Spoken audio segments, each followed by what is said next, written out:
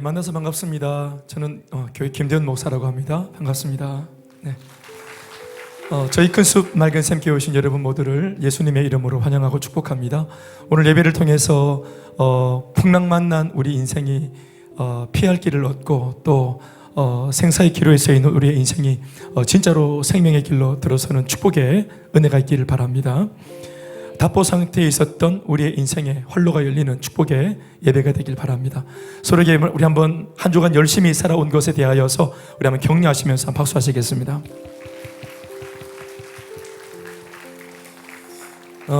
제가 준비한 영상은 풍랑만난 바다 위에 아무것도 아닌 것처럼 산산이 부수어지고 또 좌초하고 또 빠져드는 그런 배 이야기입니다. 그리고 저것은 단순히 배 한 대가 침몰한 것이 아니라 저 배 한 척 속에는 무수히 많은 사람들의 생명이 들어있다 할 때 가라앉은 것이 배가 아니라 생명이 가라앉았다, 또 사람들의 인생이 가라앉았다, 이렇게 얘기할 수 있을 것 같습니다. 가라앉은 배, 그러면 우리는 상처가 좀 있지 않아요? 천안호 또 우리 사건이 있었고, 연평해전에서, 그리고 우리가 너무 잘 아는, 지금 올해 이제 6년을 맞이하는 6주기를 맞이하는 세월호 사건도 있고, 그리고 작년에 있었던 헝가리 부다페스트의 다뉴브 강에 있었던 그 여객선 유람선이 또 사고로 물에 가라앉아서 우리 한국 사람들이 또 많이 생명을 잃은 사건들도 있었습니다.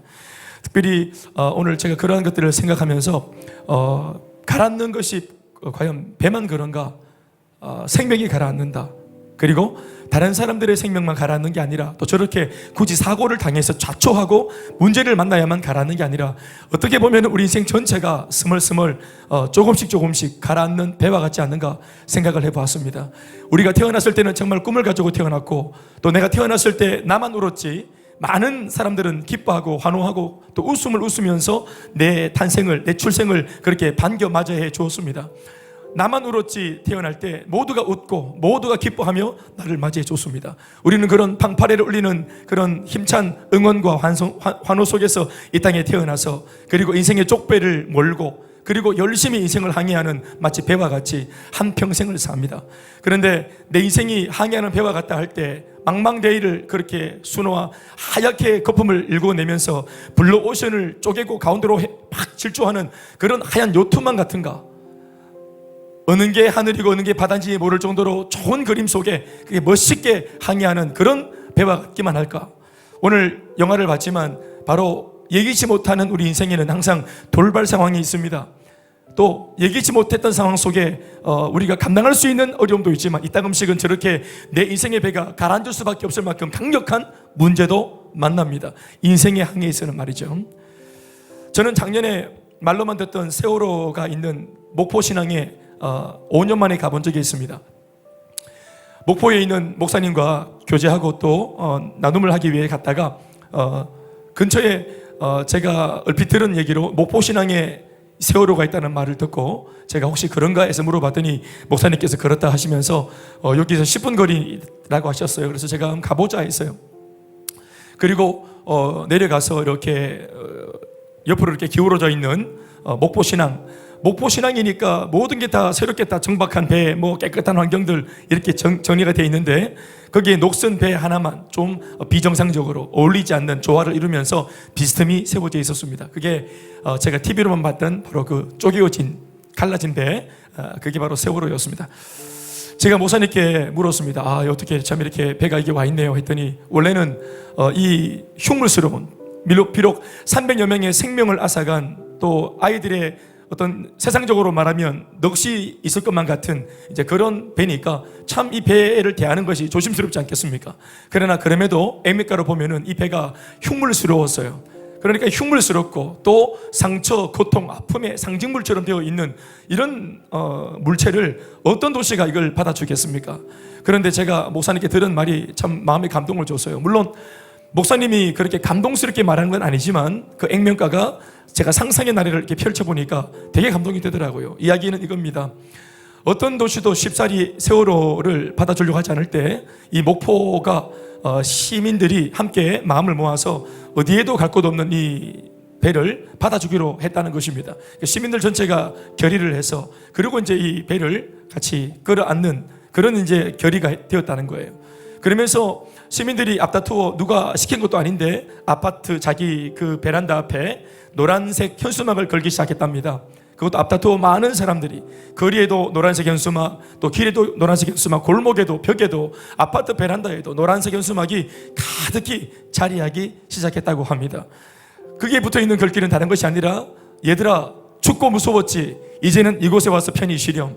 내가 너희 아빠가 되어줄게. 내가 너희 엄마가 되어줄게. 그러면서 이 동생들 또 자식 같은 아이들을 품어주겠다 하는 사람들의 응원 소리가 적힌 노란색 현수막이 온 도시에 붙었다 합니다.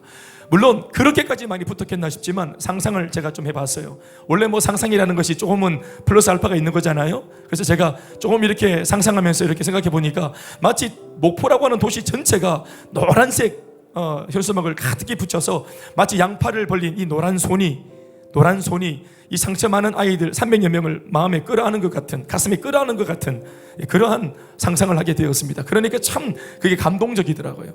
왜냐하면 어떻게 돌아보면은 예수를 믿기 전에 제 인생도 또 우리의 인생도 어디에 가도 우리를 안아주는 곳이 없고 또 내 인생 자체가 그렇게 보잘것이 없으니까 흉물스럽고, 그러니까 모두가 자기 살기 바쁜 세상 속에 누가 내 인생에 눈여겨보는 사람도 없고 내 인생 관심을 가지는 사람도 없고, 내가 아프다고 말할 때, 내가 절망스럽다고 말할 때, 너무 무섭다고 말할 때 나를 책임져 줄 것처럼 찾아와서 안아주거나 품어주거나 내가 너와 함께 있다, 대현아 이리 와서 내 품에 안겨라, 내가 책임져 줄게 하는 사람 잘 못 만나봤습니다. 여러분 어떤 분은 말하겠죠. 그래도 목사님 아버지하고 엄마가 있잖아요. 네, 계시죠. 그러나 아버지 어머니도 저와 똑같이 망망대 위에 본인들도 자신의 인생의 쪽배를 타고 거친 집주를 하며 험한 폭풍을 만나서 본인들도 지금 인생을 어떻게 살아가야 할지 모르는 그런 아마추어 같은 모습이었습니다. 단지 인생을 저보다 좀 더 많이 사신 것, 단지 저보다 경험이 좀 더 많은 것, 그러나 저보다 나이가 훨씬 많은 아버지도 내일에 대해서, 미래에 대해서, 장래에 대해서 아무런 대안이 없기는 마찬가지였습니다. 우리 어머니도 배 아파 낳은 내 새끼를 책임져 주고 싶지만 어머니도 술 좋아하고 또 뭐 늘 주정하는 아버지 때문에 자기 인생 문제가 크기 때문에 내 아들 고통과 아픔이 뻔히 눈에 보이지만 책임져 줄 수 없고, 그래서 저희 집에는 저희 다 뭐 술을 좋아하시는 숙모 삼촌들 부인들이었던 숙모들은 두 사람이나 다 야반도주에서 집을 다 등지고 떠나버렸어요. 자기 삶이 급급했기 때문에 심지어 자기 남편도 아이들도 다 두고 다 그렇게 야반도주에서 주랭랑을 했습니다. 어떻게 보면 저희 엄마도 마찬가지 인생인데 그래도 저희 어머니는 힘들었지만 참 이렇게 또 어린 남매를 놓고 견디고 버티고 있었던 것 같습니다. 그러나 엄마가 버티고 있었지, 그리고 저희 엄마가 견디고 있었지 결코 당신의 문제를 해결하거나 또 인생의 해답을 지어줄 수는 없었습니다. 오늘 여기 나오는 영상에도 아들이 먼저 풍랑을 발견하고 또 배가 가라앉을 것 같은 위기를 먼저 발견했던 이 아들이 자고 있는 엄마와 아빠와 또 형님의 숙소에 쫓아가서 살려달라고 또 애걸 복구라고 나오라고 그렇게 외쳐 불렀지만 이렇게 거세게 불어대는 바람이나 풍랑이나 파도 속에 본인도 호적거리며 아무런 대안이 없는 것을 우리는 보고 들었습니다. 너무 미안하다고 말하는 것밖에는, 너무 미안하다. 우리 어머니도 내게 늘 했던 말이 대현아 미안하다, 엄마가 이것밖에 안 돼서 미안하다. 늘 우리 주변에 있는 사람들이 했던 말이 너무 사랑하지만 책임져 줄 수 없기 때문에 우리가 했던 말들은 미안하다 했던 말입니다. 어떤 면에서는 여러분 이 말은 우리가 들어왔던 말이지만 이내 곧 우리가 인생을 살면서 나조차도 누군가에게 할 수밖에 없는 말인지 모릅니다. 내가 책임질 것처럼 데리고 살지만 내 안에 내가 이렇게 책임을 져주고 또 내가 그 손에 어려움을 다 닦아주고 그렇게 못하니까 우리가 인생을 살고 난 뒤 늘 하는 말은 미안해요 여보 하는 말이었어요. 우리가 배 아픈 아이들도 엄마 아빠가 정말로 끝까지 책임져 줄 것 같이 우리 그렇게 큰 소리 쳤지만, 그러나 밤마다 베란다 끝에 담배꽁초를 피면서 그 줄담배를 피면서 밤새 뜬 눈으로 하얗게 밤을 지새고, 내가 건재해야 내 아들이 아빠를 믿고 큰 소리 칠 수 있을 텐데 아빠가 불안하고 아빠가 흔들리니까, 그러니까 오직 가정의 모든 짐을 이 가장이 지고 있으니까 나 때문에 큰 소리 치는 내 아내, 나 때문에 큰 소리 치는 내 아들, 물론 철딱선이 없지만 내 식솔들을 바라보자면 그들에게 큰 소리 쳐줄 수 있는, 칠 수 있는 배경을 가장이 내가 만들어줘야 하니까 이 무겁고 수고하는 짐들이 어깨에 있으니 가중되는 것이죠. 그러나 우리 가장들은 다 합니다. 가정을 책임져주는 가장일지라도 가장 스스로가 가지고 있는 마음의 진정한 고백은 두려움입니다.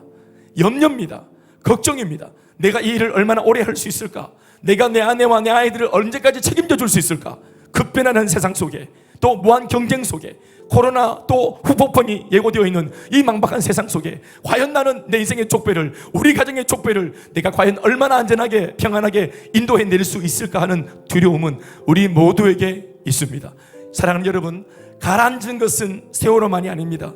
가라앉은 것은 여객선만이 아닙니다. 가라앉고 있는 것은 바로 우리의 인생입니다. 우리가 인생을 산다라고 할 때 1살부터 80세까지 혹은 90세까지 내 평생을 살 때 우리는 승승장구하여 날아오르는 것이 아니라 스멀스멀 시나브로 나도 모르게 점점점 가라앉는 인생을 사는 것입니다. 사랑하는 여러분, 우리는 금주에 서울에 있는 시장의 죽음과 이 비보를 들었습니다. 여러분, 대권 후보였습니다. 대선 후보였습니다. 정말로 대권에 도전할 수 있는 잠룡이라 불렀습니다. 저는 그런 여러 가지 이해관계를 잘 모르지만 모두가 다 부러운 사람, 권력과 권자를 쥔 사람, 그리고 민생고를 해결해 줄 수 있을 것 같이 해답을 진 사람인 것처럼 보였지만 그 인생도 답보 상태에서 아무런 답이 없으니 죽음으로 대답을 했습니다. 그리고 그가 남긴 마지막 유서에도 똑같은 말, 미안합니다 했습니다. 사랑하는 여러분, 우리 인생이 처음에는 부족해서 미안할 수 있지만, 그러나 예수 안에 내게 인생에 참 행복을 줄 수 있는 참 하나님을 만나면 우리 인생에 대안이 생길 수 있습니다. 냉장고나 또 TV나 가전제품을 보면 스스로 빛을 내거나 스스로 에너지를 동원하는 그런 가전제품은 없습니다. 냉장고가 냉장고 되게 하는 것은 바로 전기의 힘이요, TV에 TV 되게 하는 힘은 바로 전기의 힘입니다. 플러그를 콘센트에 힘차게 꽂아 넣으니 거기서부터 나오는 힘으로 말미암아 냉장고나 TV가 제 역할을 하는 것처럼 우리의 인생도 인생의 플러그를 하나님, 나를 창조하신 분에게 꽂아 넣으면 나를 창조하신 분으로부터 힘이 전달되어 오는 것입니다. 어떤 힘입니까? 인생을 살아갈 수 있는 힘입니다. 긍정적으로 말할 수 있는 긍정의 힘입니다. 그것은 마음 먹는다고 생기는 것이 아니라, 생각을 내가 좋게 한다고 생각이 되어지는 것이 아니라, 그러한 좋은 힘을 발휘할 수 있도록 힘의 공급을 받아야 힘이 생기고 능력이 생기는 것입니다. 사랑할 수 있는 힘이 왜 없습니까? 하나님으로부터 사랑하는 힘을 받아야 사랑해 낼 수가 있고, 남을 용서할 수 있는 힘을 부여받아야 남을 용서할 수 있는 것입니다. 우리에게는 힘이 필요합니다. 이 거친 풍파를 돌파할 수 있는, 항해에서 뚫고 나갈 수 있는 힘이 필요한 것입니다. 배가 파도보다 힘이 세야, 내 눈앞에 닥친 이 파도의 어떤 그런 괴력보다 힘이 세야, 이 엔진의 모터의 힘이 세야 이 고난을 돌파하고 이것을 돌파해서 승리하고 나갈 수가 있는 것입니다. 저는 특별히 이런 면에서 세월호 이야기는 결코 6년 전 단원고 아이들의 문제만은 아니라는 것을 생각하고 있습니다. 우리는 다시 한 번 더 말하지만 힘이 필요합니다. 인생의 파도를 넘어서서 돌파해 나갈 수 있는 힘, 심지어는 다른 사람의 문제들도 건사해 줄 수 있는 그런 넉넉한 힘이 필요합니다. 그러한 힘이 우리 안에 차고 넘쳐서 흘러 넘쳐서 옆에 주변을 적시고, 사랑하는 가장이 하는 말이 하나님이 주시는 힘으로 내 아내도 내 아이들도 책임질 수 있었다라고 말할 수 있는 이 힘이 필요한 것 같습니다. 오늘 우리가 간증을 들었습니다. 한 자매의 간증을 들었는데 본인에게 힘과 능력이 있다고 생각을 했고, 어려움, 시련, 문제가 뭔지도 모르고 살 정도로 그런 것은 당연한 거 아니야? 그리고 인생에 있어서 그런 어려움을 만나면 내 힘으로 돌파해 나가야지, 이렇게 건강하고 씩씩한 생각을 제법했던 것 같습니다. 그러나 내가 감당할 수 있는 문제만 만나니까 이런 말을 하는 겁니다. 때로는 우리가 문제를 만날 때 이 문제를 도저히 헤치고 나갈 수 없을 만큼 절망적인 문제가 있습니다. 여러분, 암 선고를 받아보십시오. 그리고 갑자기 부도가 나보십시오. 갑자기 우리가 예측할 수 없을 만큼, 감당을 못할 만큼의 무게가 내 어깨에 짊어져 보십시오. 그때 우리는 내 인생의 한계를 비로소 느끼게 되는 것입니다. 어쩌면 이 자매가 인생을 살다가 내 인생 하나쯤은 열심히 살아서 감당할 수 있었는데, 옆에 있는 내 남편, 또 내가 책임져야 할 내 부모님, 그리고 지금 꺼져가는 배 안에서 끊임없이 침몰하고 있는 나보다 더 어린 내 동생. 사랑하는 여러분, 우리는 언제 행복할 수 있는 줄 아십니까? 나 혼자 행복해서 행복한 게 아니고 우리 주변에 사랑하는 모든 사람들이 다 문제없이 완벽하게 행복해야 우리는 비로소 행복할 수 있는 거잖아요. 내 아내가 암에 있고 내 남편이 지금 말기 암에 있으면 내 몸 아무리 건강해도, 내 연봉이 아무리 올랐어도 우리 결코 행복할 수 없습니다. 내 아이가 불치병에 걸려 있으면 부모가 아무리 건강해도, 들로 산으로 놀러 다닐 수 있는 모든 게 갖추어졌어도 병약한 내 아이가 있으면 결코 행복할 수 없습니다. 진정한 행복이 만족되려면 나만 그런 것이 아니라 내가 사랑하는 모든 식솔들, 혈족들, 내가 사랑하는 모든 사람들이 다 행복해야 비로소 다리 뻗고 살 수 있는 겁니다. 여러분, 이거 너무너무 불가능합니다. 만약 행복이 이런 것이라면, 이런 조건이라면 정말 어렵습니다. 그러니 내 한 사람 정도가 책임져 줄 수 있는 능력을 넘어서는 능력이 필요한 것입니다. 우리는 그래서 하나님이 필요합니다. 우리에게 참 도움을 줄 수 있는 분이 필요합니다. 위에서부터 오는 새 힘이 필요합니다. 그래서 아빠인 우리들도 하나님이 필요하고, 내 아내도 하나님이 필요하고, 우리 아이들도 하나님이 필요합니다. 그 하나님이 심지어는 부모보다 더 오래 이 땅에, 그분은 죽지 않으시니까 영원하신 하나님이 비록 엄마 아버지가 쇠약해지고 병약해서 죽어도, 이 땅을 떠나도 우리가 소원하는 게 뭡니까? 제가 장애우를 키우는 엄마의 소원을 들어보니까, 목사님, 장애 아이를 키우는 내 엄마인 나의 소원은 내 아들보다 하루만 더 사는 겁니다. 그게 무슨 말입니까? 병약한 내 아들 끝까지 책임져 주고 나는 그 다음날 죽는 거, 내 아들보다 하루 더 사는 거. 여러분, 그 마음이 뭔지 아시죠? 그게 바로 책임지려고 하는 부모의 마음입니다. 그러나 능력이 없습니다. 사랑하는 마음이 있지만 감당할 수 있는 능력이 없습니다. 그러니 부모보다 더 오래 계실 수 있는, 부모보다 더 능력이 많으신, 부모가 죽어도 여전히 건재해서 내 아이들의 평생을 책임질 수 있는 영원히 살아계신 하나님이 오늘 저희와 저희 다음 세대 모두에게 필요합니다. 저는 오늘 이 인생의 쪽배를 타고 가는 본문의 말씀을 읽었는데, 오늘 우리 본문에도 예수님의 제자 12명이 배를 타고 가는데 갑자기 이 영화처럼 몰아닥친 풍랑을 만나면서 갑자기 방법이 없어졌어요. 특별히 12제자 중에서는 그 갈릴리 바다에 어부 출신의 아주 그냥 그 바닷가에서 잔뼈가 굵은 사람이 4명이나 있었지만 자신의 전문 기술도 통하지 않을 만큼 강력한 풍랑을 만났어요. 12명이 배 안에서 죽을 고생을 합니다. 그런데 예수님이 터벅터벅, 아까 우리가 봤지만 저렇게 엄청난 파도를 발로 밟으시면서 그 쪽배 안으로 들어오십니다. 그런데 이내 곧 예수님이 그 쪽배 안에 발을 디디고 올라타시니까 바람과 바다가 잔잔해진 이야기를 읽었습니다. 아멘, 아멘. 왜 그런가요? 바람을 창조하신 분이 예수님이시고 바다를 창조하신 분이 예수님이시기 때문에 그렇습니다. 그래서 그렇게 까불고 또 으르렁거리고 사람을 위협하던 이 모든 바람이나 파도가, 바람과 파도를 정작 지으신 창조주 주인이 올라타시고 명령하시니까 바람이 그치고 그리고 물결이 잔잔해지는 것입니다. 사랑하는 여러분, 우리가 우리의 마음을 걷잡을 수 없잖아요. 사실은 파도를 보면은 외부에서의 파도가 문제가 아니라 그 파도를 볼 때 우리 마음속의 파도가 더 큰 문제입니다. 그렇지 않습니까? 어떤 상황이 땅 터지면 곧장 우리 마음속에 큰 파도가 일어납니다. 이 마음속의 파도가 우리를 잠식시키고 내 인생을 파멸로 이끌어가는 것입니다. 죽어버리자, 포기하자, 끝났다 이러면서 끝을 내려고 합니다. 가정도 끝을 내려고 하고, 인생도 끝을 내려고 하고, 부부관계도 끝을 내려고 하고, 또 모든 것을, 그냥 생명도 끝을 내려고 하고, 끝나면 끝나니까. 자살하는 사람들의 말을 들어보니까 죽고 싶어 자살하는 것이 아니라 살고 싶어 자살했다는 말을 듣게 됩니다. 살고 싶은데 너무 죽을 정도로 고통스럽고 탈출하고 싶은데 탈출할 길이 없으니까 죽음을 선택한 그 사람의 마음속의 참 고백은 살고 싶다, 다시 돌아가고 싶다. 그러나 돌아갈 길이 없고 살고 싶지만 마음이 없고 그 길이 없기 때문에 죽음이라는 관문을 통해 살려고 발버둥치는 잘못된 판단을 하는 것입니다. 오늘 우리 자매님의 간증을 들어보니까 본인도 이런 고통 속에 있었는데 예수님이 자신의 쪽배 위에 올라타시고 또 예수님과 함께하는 교회 공동체가 자신의 인생의 쪽배 위에 올라타니까 이 문제가 그쳤다는 말을 들었습니다. 우리가 이거 뭐 알겠어요? 본인이 자기 인생을 놓고 간증을 했지 않습니까?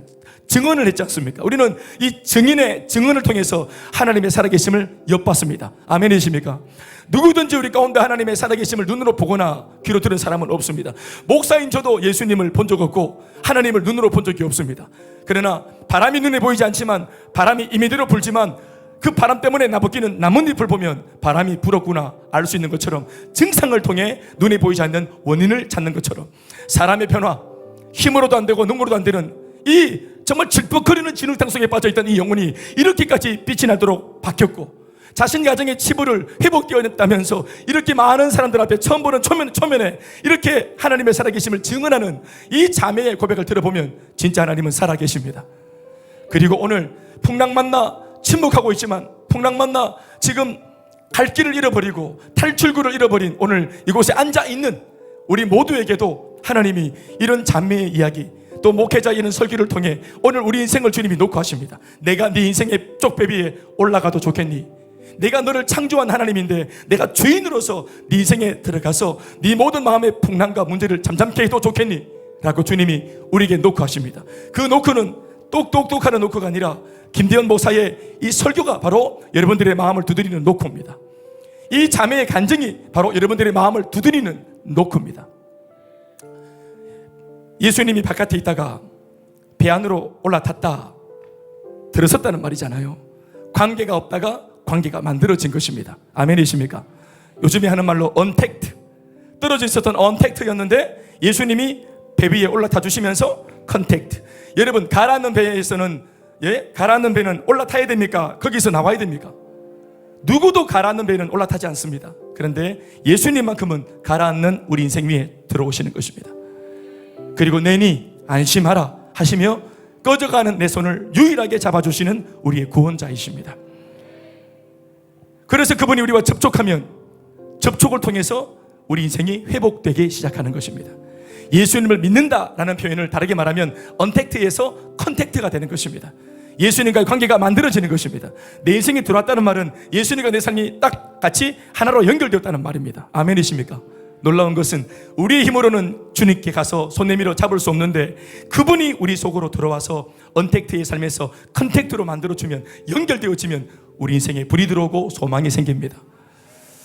1995년도 매사추세츠 메모리얼 병원에 일어난 사건이 있었습니다. 이 사건에 대해서 헤드라인 뉴스가 떴는데 헤드라인 그 제목이 뭐냐 하면 바로 The Rescuing Hug라는 제목이었습니다. Rescuing Hug, 바로 구원의 허그, 포옹이었습니다. 사람의 생명을 구원한 사랑의 포옹, 이렇게 우리나라에는 직역이 되어서 알려졌습니다. 이야기가 그것은 다른 것이 아니라 원래 태어날 날보다 12주나 석 달이나 먼저 조수가로, 미숙아로 태어난 쌍둥이 자매 이야기입니다. 하나는 브리엘과 키일이. 키일이라는 아이가 언니고 브리엘이라는 아이가 동생입니다. 그런데 인큐베이터에 넣어놓고 각각 넣어놨는데 이 동생 브리엘의 이 심장이 계속 문제가 생겨서 이게 심장, 이제 이 심박수도 떨어지고 호흡도 떨어지고 체온도 떨어지고 모든 게 다 다운되는 것입니다. 그러면서 죽어간다. 그리고 병원에서는 이거 죽었다라고 이미 생각을 하고 있었습니다. 그런데 19년차 아주 노련한 간호사였던 카일이라고 하는, 미안합니다, 게일이라고 하는 여간호사가 의사 선생님한테 이렇게 건의를 합니다. 마지막 죽어가는 이 아이를 놓고 그래도 함께 있었던 쌍둥이인데 마지막을 함께 할 수 있도록 해주자고. 그래서 원래 규칙을 깨고 규정을 깨고 이 언니 키일이를 한 인큐베이터 안에 넣어줍니다. 그랬더니 오늘 이 그림과 같이 넣어놓자 놀라운 일이 일어났는데 언니 키일이가 조그맣고 가냘픈 손을 뻗어가지고 함께 엄마 뱃속에서 이렇게 있었던 모양이에요. 동생 브리엘의 꺼져가는 차가워지는 몸에 손을 얹고 이렇게 안아준 겁니다. 이것이 The Rescuing Hug였습니다. 이렇게 안아주자 이내고 브리엘이 건강한 키일이의 정확히 그 언니의 건강만큼 맥박도 호흡도 체온도 다 정상으로 돌아왔습니다. 이게 거룩한 영적인 삼투압 같아요. 다 아멘 하십시다. 옆에 있는 건강한 사람하고 똑같은 혈압과 맥박과 체온으로 똑같이 이것이 정상으로 올라와서 회복이 된 사건이 아주 유명한 사건. 이렇게 사랑으로 회복된 이 자매가 이제 커서 이렇게 장성했습니다. 예쁘게 장성해서 이렇게 건재하지. 그렇죠? 우리 너무 잘 됐다고 생각되지만 박수 한번 하시겠어요? 여러분 보십시오. 한 인큐베이터 안에 브리엘이 누워 있었는데 마치 쪽배 위에 올라탄 예수님처럼 언택트의 상황에서 이 언니가 마치 예수님처럼 컨택트, 한 쪽배 안에 들어가서 두려워하고 꺼져가는 이 어린 생명 위에 거룩한 손을 얹어 함께 안아주고 품어주니까 바로 이 모든 삶이 회복된 것입니다. 어디에도 갈 곳이 없는 흉무스러운 그 세월호를 이 목포 시민들이 양팔 벌려 안아준 것처럼 갈 곳 없는 내 인생을 오늘 하나님께서 못났다 버려놓지 아니하시고 있는 모습 그대로 그분이 우리 인생 속에 들어오셔서 언택트의 삶에서 컨택트로 바꿔주신 것처럼 사랑의 보험, 오늘 예수님이 예배를 통해 여러분 모두를 그렇게 안아주시기를 바랍니다. 우리를 구원하는 허그가 될 수 있길 바랍니다. 제가 원래 이쯤 되면은 제가 옆에 있는 분하고 한번 좀 안아봐라, 뭐 지인이라면 이렇게 지금 요구를 하는데 혹시 진짜로 이렇게 허그가 가능한 그런 지인이요 또 가족 관계면 한번 이렇게 안아주면 참 좋겠습니다. 예, 어떻습니까? 어떻습니까? 예, 손이라도 한번 잡아주면 어때요? 코로나 때문에 안 됩니까? 네, 한번 따라하겠습니다. 하나님이 내 인생의 쪽배 위에 들어오시면 문제는 끝납니다. 플러그가 빠진 내 인생에 하나님 찾아오셔서 다시 이 플러그를 하나님께 꽂아 넣으면 불 꺼진 내 인생, 다시 불 꺼진 내 인생, 생명의 불이 들어옵니다. 사랑의 불이 회복됩니다. 용서할 수 있는 마음이 회복됩니다. 사랑 여러분, 오늘 예수님께서 그것을 우리에게 말씀해 주고 있는 것 같습니다. 아멘이십니까? 제가 마지막으로 말씀을 맺을게요. 말씀 보시면 이렇게 적혀 있어요. 48절 말씀에 예수님이 배 위에 올라가시기 전에 했던 독특한 행동이 하나 있어요. 이 행동을 한번 읽어보시겠습니까? 48절 다 같이 읽어보실게요. 시작. 바람이 거스름으로 제자들이 힘겹게 노젓는 것을 보시고 밤 사경쯤에 바다 위로 걸어서 그들에게 오사 지나가시려고 하시며, 예수님이 어차피 밤 사경쯤에 제자들한테 이렇게 걸어오셨다는 것은 뭐하러 오셨겠어요? 아까 제가 말한 것처럼 이 배 위에 올라가서 제자들을 돕기 위해 오셨겠죠. 그런데 오늘 본문을 정확하게 읽어보면 예수님이 걸어오셨고 배 위에 올라타시기 전에 중간에 하나 들어있는 독특한 행동이 하나 있어요. 그게 뭐예요? 지나가시려고 했다, 이렇게 되어 있습니다. 예수님이 우리를 도우러 오셨는데 왜 지나가시려고 했을까요? 왜 우리 근처까지 바로 앞에까지 와놓고는 왜 단방에 올라타지 않고는 왜 이렇게 우물쭈물 하셨을까요? 우리에게 한 가지를 요구하시는 장면입니다. 저는 그렇게 생각을 해요. 왜 지나가시려고, 왜 아닌 척, 안 그런 척 하셨을까요? 그것은 우리 속에 있는 간절함을 바로 일그러내기 위해서입니다.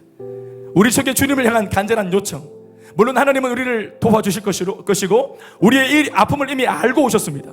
우리의 문제를 이미 알고 오셨습니다. 그러나 한 발짝 즈음 정도는 내가 하나님께 주님 날 좀 도와주세요 하는 이 작은 고백 하나가 징검다리가 되어서 나도 100걸음을 오신 주님 앞에 한 걸음 정도는 나도 마주 나갈 수 있는 그 여지를 두신 겁니다. 지나가려고 관심 없는 척. 하나님은 예수를 오랫동안 믿은 사람한테만 관심이 있는 것처럼, 아니 저렇게 말씀 전하는 목사님한테만 하나님은 관심이 있는 것처럼 그렇게 보이지만 안 그렇습니다. 하나님은 모든 사람들의 인생 속에 관여하시고 또 하나님이 보내신 아들 예수님은 우리를 돕고 우리의 모든 죄를 용서하시고 우리의 인생의 분황을 잠잠하게 하시기 위해서 지금도 비를 맞으시면서 내 옆에 계십니다. 나와 똑같은 고통을 당하시면서 흔들리는 배 위에 나와 똑같이 옆에 계시면서 내 얼굴을 응시하고 계십니다. 한 가지 무엇을 구하시면서 주님, 내가 주님을 필요로 합니다. 주님, 내 인생에 찾아와 주십시오. 주님, 나를 좀 붙들어 주세요. 주님, 날 좀 도와주세요. 이 한 번의 작은 고백을 주님이 요청하는 겁니다. 저는 이런 것을 이렇게 생각해 봐요. 우리가 버스가 있어요. 대중교통을 보면 버스가 있는데 저는 정류장에 가만히 이렇게 서 있으면 따박따박 시간 되면 버스가 와서 태워줘요. 우리는 버스를 기다리잖아요. 그런데 택시는 어때요? 택시는 저기 멀리 지나가요. 노란 택시가 쓱 지나갑니다. 그러면 어떻게 합니까? 우리가 손 들어서 택시 이렇게 손을 내요. 택시 하고 불러야 택시가 이렇게. 목사님 요즘에는 안 그렇다고 이렇게 말하면 안 됩니다. 물론 요즘 택시는 안 그렇지만 과거에 우리 그 신성일 씨 택시 아시죠? 그때 그 택시를 떠올려 보십시오. 택시가 그냥 정말 관심 없는 것처럼 쑥 지나갈 때 간절한 내가 지나가는 택시 진짜고 빈차입니다. 그런데 내가 요청을 해야 돼. 택시 하고 요청을 할 때 그 택시가 내게 오는 것처럼 주님이 물론 나한테 오셨어요. 그런데 한 발짝 즈음은 나도 예수님 하기를 바라시는 겁니다. 너 진짜냐? 너 정말 네 힘으로 안 된다는 걸 깨달았냐? 너 정말 항복했니? 너 정말 내가 간절히 필요하니? 라는 이 질문을 우리 마음속에 울림으로 주시는 겁니다. 우리 정말 주님이 필요해요. 이런 마음이 있는 사람 한 가지만 고백하면 됩니다. 예수님, 나는 당신이 필요합니다. 따라합시다. 예수님, 나는 당신이 필요합니다. 자, 이제 마무리할게요. 자, 솔직히 말해봅시다. 아빠로서 저도 세 딸이 아빠거든요. 우리 힘으로 다 감당할 수 있겠어요? 지금처럼 계속 젊을 자신 있습니까? 지금처럼 앞으로도 계속 10년, 20년 뒤에도 계속 돈 잘 벌 자신 있습니까? 우리 어머님들 정말 자신 있으세요? 계속 예쁠 자신 있습니까? 계속 이렇게 탱탱할 자신 있습니까? 피부가 정말 우리 아이들 앞에서 건강한 부부로 행복한 것만 좋은 것만 보여줄 수 있는 그런 건지한 부부로 아이들 눈앞에서 그렇게 평생을 살아갈 자신이 있습니까? 안 아플 자신 있습니까? 병 걸리지 않을 자신 있습니까? 암 같은 거는 아예 애시당초 안 걸릴 자신 있습니까? 이게 우리의 자신으로 되는 게 아닙니다. 그래서 하나님이 우리 가운데 이 시간 찾아오셔서 우리의 든든한, 우리 사람들의 말로 표현하면 든든한 영적인 그런 생명의 보험 같은 그런 존재로 우리가 지금 문제 안 만났지만 하나님을 우리 하나님으로, 예수님을 나 예수님으로 잘 붙들고 우리 인생에 혼자 살지 말고 예수님을 모시고 오늘 이 시간쯤, 이때까지 오늘 이 교회 오기 전까지는 어떻게 사셨는지 모르겠지만 오늘 이제 김 목사 만나고 우리 교회 만나고 예배드리는 이 시간에는, 나갈 때는 우리 인생의 좁비 안에 예수님 태워서 예수님과 함께 나가는 인생의 항해길이 될 수 있기를 주님의 이름으로 부탁드립니다. 어쩌면 오늘이 기회죠. 철공한 카네기 지무실에 보면은 그림 하나가 있다고 하지 않습니까? 예? 세계적인 그 보호의 아주 큰 부자의 그 집무실에 거기 보면은 배가 한 척이 있는데 망망대 위를 멋지게 쫙 달려가는 요트의 그림이 아니라 이 돛담배 하나가 모래사장에 이렇게 넘어져 있어요. 그리고 망망대에는 저 멀리 있고요. 그래서 이 배가 모름지기 무리를 떠다녀야 멋있는데 모래사장에 이렇게 엎어져 있는 배는 흉물스럽죠. 우리 인생도 그럴 수 있겠죠. 또 과거에 한때 멋지게 항해했던 분들은 나이 들어서 어떤 면에서는 나는 이제 좀 지나간 이제 늙은이다, 나는 이제 한물 갔다, 그러면서 나는 지금 모래톱에 누워있는 배와 같다, 이럴 수 있겠죠. 그런데 이 그림이 참 가치로운 것은 카네기가 예수 믿는 사람인데 그렇게 꿈꿨대요. 이 그림 옆에 작은 글자가 하나 있는데 그게 뭐냐면 문구가 반드시 물때가 온다 하는 문구였답니다. 내 인생 지금은 좌초하에 넘어져 있고 물이 저만큼 있지만 반드시 밀물때가 온다, 내 인생에. 그때를 준비하면서 지금도 기다리고 있는 이 인생. 그런데 하염없이 기다렸던 인생 속에 이렇게 불현듯 친구의 요청을 통해, 지인의 요청을 통해 예수를 믿을 수 있는 기회를 잡았으니 지금이 바로 우리들에게는 물때인 줄로 믿습니다. 기울어져 있는 인생의 쪽배를 타고 계신 여러분들이요, 이 시간 다시 한번 은혜의 물결이 밀고 들어올 때, 말씀의 은혜가 밀려올 때 모두 같이 마음의 문을 활짝 열고 예수님을 내 인생의 쪽배 위에 초청하고 모실 수 있는 지혜가 발동할 수 있기를 바랍니다. 저를 따라서 한번 기도하시겠습니까? 이 기도를 통해서 예수님이 우리 인생으로 찾아오실 겁니다. 다 눈을 감으시고 저를 한번 따라해 주십시오. 사랑의 예수님, 저는 죄인입니다. 지금까지 내 인생 내가 주인 되어 살아왔습니다. 내가 주인이었기에 문제를 만나면 내가 해결해야 되었고, 그래서 외롭고 두렵고 고독하고 힘들었습니다. 하지만 오늘 이 시간 더 이상 그렇게 살지 않기로 결정합니다. 지금 내 마음의 문을 열고 예수님을 내 인생의 쪽배 안으로 초청하오니 지금 들어오셔서 나를 구원해 주시고 내 죄를 용서하시고 나를 인도해 주세요. 지금부터 하나님은 나의 아버지시고 나는 하나님의 아들과 딸입니다. 나를 구원해 주시니 감사합니다. 예수님의 이름으로 기도합니다. 아멘. 오늘 이 시간 함께 기도한 모든 분들의 인생 속에 예수님이 거친 풍랑 헤치고 들어오셔서 우리 인생의 참 주인이 되시고 또 지금부터 앞으로 우리 삶을 영원토록 인도하실 줄로 믿습니다. 우리 감사하며 박수하시겠습니다.